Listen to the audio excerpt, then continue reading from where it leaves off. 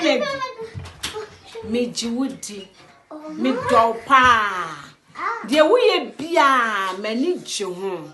Me respect you because me wuni say we Maya papa what kind of kure.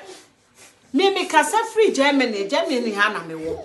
But once I'm not working no person who said dear na Ghana police for yafa ho.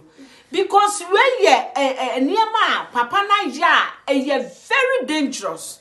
Said the walk yam oma obi go do chi ni tu mu oba na true or no god ni owu ye any sane ma nyina Germania can obi ni kia ya chane dada enti me pese Mr. Kennedy police if we Ghana muntie me because Mr. Kennedy were evidence enti wase mo chi obi ni na your friend say mo chi Mr. Kennedy evidence no na mutimi de charge obinim mutimi charge obinim na ya fine no ni yedi ni tum ye hwe ni sam de ni tum because Ghana asofofo na wo mu ye niema sikisi wo ma from wodi obi timbe tell radio so wo say na your friend say me wo wiase no me wo okoto no me kuma nkola say me kunu ya o ma from wodi no ba kan we from wodi Europe ntimi nkasa asem we mfa wo ni